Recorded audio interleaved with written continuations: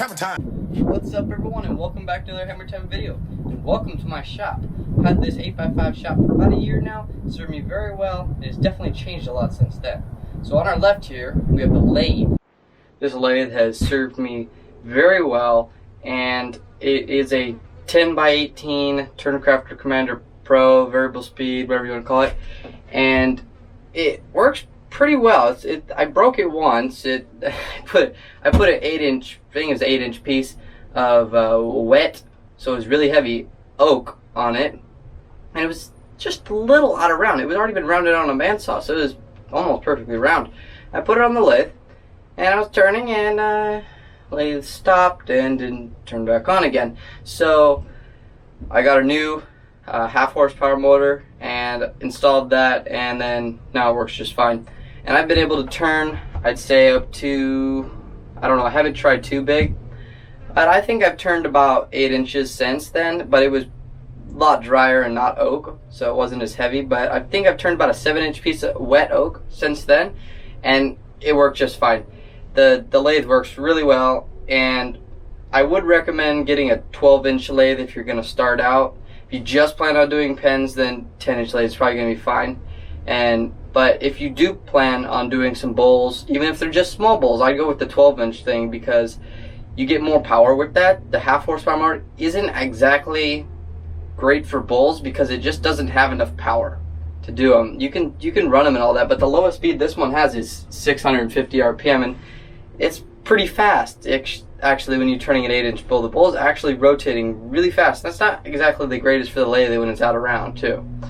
So I'd recommend getting one that also has reverse in it and goes down lower in speed than 650 RPM. I'd say if you can get down to 250, you're probably good. And then I do have the extension bed on here, and the reason for that is because every now and then I do turn baseball bat or a log spindle. I'll make a handle for a turning tool, something like that. Just something that's longer than the capacity. And the other thing I do like about having the extension bed on is it adds more rigidity and weight when you're turning a bowl. And when you're turning a bowl, to get the tailstock out of the way, just slide it all the way to the end of the lathe, and you can turn your bowl, whatever, and it's just not going to be in the way. You're not going to hit your elbow on it.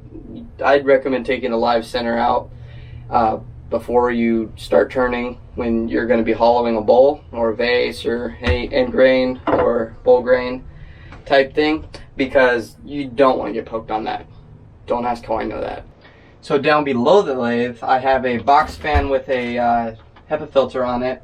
I don't know, it's a HEPA filter, some sort of filter on it, and it allows it to filter the dust out of the shop, and especially in hot days like today, it gives me a lot of airflow in the shop, considering this shop does not have any insulation. And in the winter, it doesn't get that cold or snow, but I have black roofing shingle on the top, the roofing material. And in the winter, it's great because it keeps it at a pretty good temp, to be honest. But in the summer, it's not so great.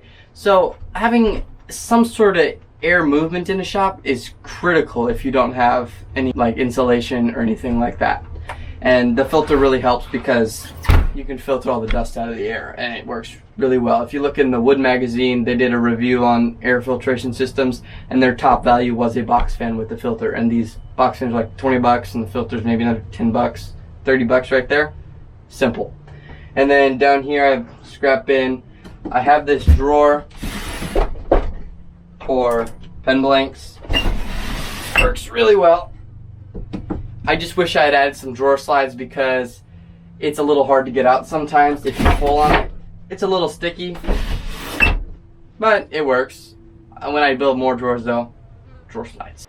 And I upgraded. So I've been using this little Harbor Freight drill press, and this is their 8-inch model. I don't know, something like that, for a year now, something like that. And it works, but the belt slips when putting any bit bigger than about a 1/2 inch is about as big as you can go before the belt starts to slip, and it just jams. And sometimes when you're drilling harder woods, even with a little tiny bit, it just slips and it gets stalled in the wood or metal or whatever you're drilling through, and it doesn't work so well. So I have an extra drill press now because I upgraded to this Craftsman really heavy drill press, and it's cast iron, so that kind of explains it.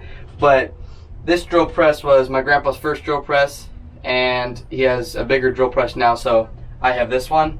And it's a benchtop model still, but it's like another 6-8 inches taller than the other one, and it's half horsepower. This was 2.4 amps, and I don't know what that converts to, but this is definitely a lot more powerful. I was able to go through a 2x4 with a 5/8 spade bit, like easy. And that spade bit probably wasn't even sharp at all. It probably had rounded edges on it. It wasn't a good spade bit. And the next thing I'm going to need to do is make a new table, because this table really doesn't fit so well on this one. And I'm going to want to make a new table for this drill press, and then have a fence, something so I can get this vise on there so I can drill pen blanks easily. And I want to make it so the fence lines up or just slides back and forth, so I can set this up against it, and this distance is perfect for centering pen blanks. I just have to center it that way and level it upwards. So stay tuned. At some point I will be making a new drill press table, and this motor that comes with this one still works fine.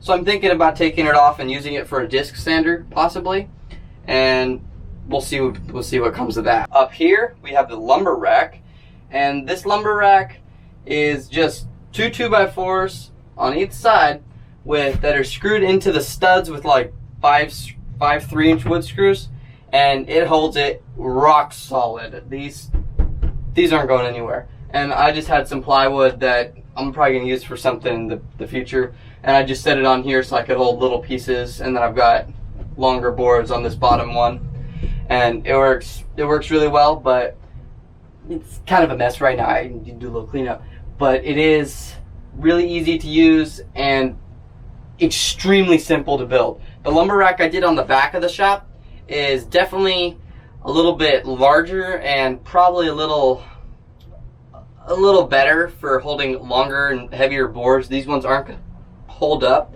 forever because it's just the screws that are really holding it together. But the one on the back, it wouldn't fit in here in the first place. Even if I did build miniature versions, this is just a better situation, and I can only store boards that are up to around 5 feet, because this distance is 5 feet, that distance is 8 feet, so it works just fine. Up here we have a little shelf that I built out of just some scraps of pine, and it's worked really nice holding the drills, finishing supplies and screws, etc.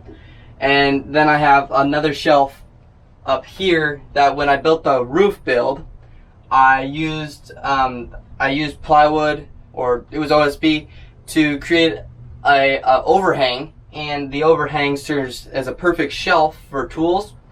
And over here I just have other knickknacks, and the shelf works really good. Down here we have the workbench. I built this workbench from a plan in the Wood magazine with my grandpa 2 years ago, I think, and we got featured in the Wood magazine and stuff with the picture of it. We both built one, and this workbench has held up really well. Some of the joints, I think, shifted over time, so some of these don't line up perfect, and best known or best noticed on the vise, especially when you're using it. The vise holds up great and everything, but I need to sand this down so they're flat, so they don't close and have a 1/4 inch gap at the top. It's kind of annoying. But this workbench is rock solid. Look for the plans in the Wood magazine if you'd like to build one yourself. And I really like this workbench. It has lots of storage. It's got a torsion box construction, and that allows you to store all kinds of things in these different slots. And there's a big shelf on the bottom. We recessed this shelf on the bottom, and it works really well for holding things because we did add casters, the little rockler casters that you can flip up and down so they lock and disengage in place. And the recess in here it keeps it so everything doesn't slide off, because in the original plans from the magazine, the boards are on the top of the bench, not on the bottom. So we put them on the bottom and it holds everything in place. If they were on the top, I think they might slide around a little bit. Having an electrical outlet is really handy, and we added a cord inside here, wired it to this box, and cord works just fine. Electrical outlet works great, and it's great to have it on the bench. And then the dog holes, real nice. And then T-track back here. Probably can't see it, but there's T-track back here on this end, and it works great for the little rocker clamps, that little hold down clamps. Works great for holding things in place. So down here we have this shop vac. It's just my dad's, but I'm using it because it doesn't use it that much in the garage, and it works great. And I want to eventually upgrade to some sort of HEPA filtration vacuum, and eventually, once I get a bigger shop, you know, full on dust collector. But I want to get some sort of HEPA vacuum, maybe like one of the Milwaukee ones, or Festool, Bosch, something very high quality, so I can suck out all the toxic dust. Because when turning pens and all that coco bolo, doing different things that you get toxic dust that you don't want to breathe, I want something that can suck it up and not spit the dust out the other end like this one does, and that'd be really handy. And then down here I also have the miter saw. I added the Bora Speed Horse, Bora Portamate Speed Horse sawhorse down here, and it flips up down, and I just added I made an eye bracket, and the saw screws onto that, holds it in place real nice, and then the saw just pops up, legs fold out, the saw turns into a little miter saw stand, and then you have saw in here. I really like this Milwaukee 7 1/4 miter saw. Really love this miter saw. It works really well, and it's kind of funny actually. I was beveling at 15 degrees, cut through the fence. Just barely kissed it, but I just slightly cut through the fence. It went right through it because it's aluminum. Didn't even bother this really nice Milwaukee blade on here, but I wish I hadn't done that. Anyway, you just have to remember, you can do all the miter angles and everything without touching the fence, but if you do beveling, you gotta slide the fence out of the way. I'll remember that for next time. Alright guys, hope you liked the video, and in the future I'm going to be making some different upgrades to the shop, make better use of it, as it is only 8x5. You can't do a ton in this space, so I plan to do some different things, like relocate this vacuum miter saw.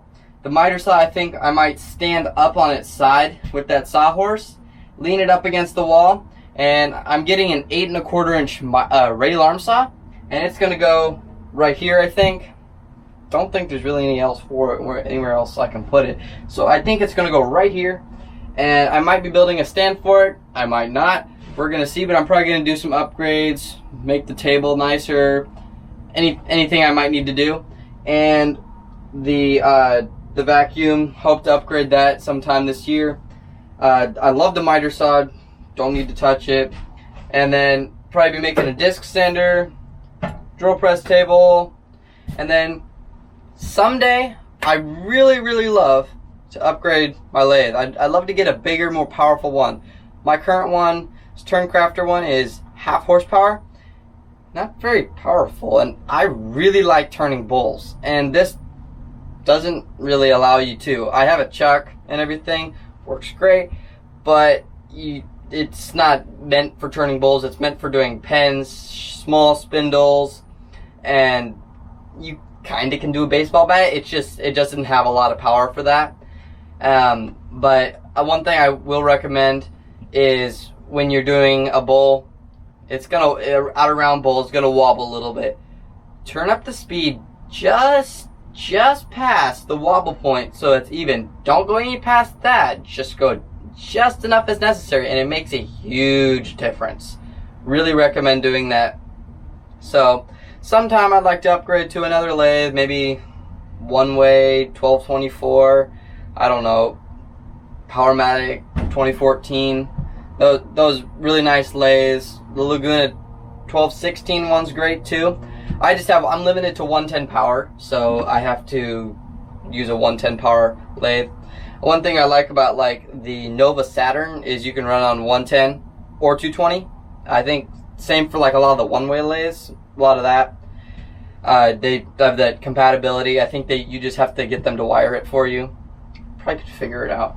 But that'd be really nice, because when I do upgrade to a bigger shop, I'm gonna want to either keep that lathe at 110 volt, or what would be nice is just be able to switch it to 220 and up the power. Like the Nova Saturn is 1 3/4 horsepower on 110, and then 2 horsepower on 220, which is kind of cool because then you get a power upgrade when you get it to 220.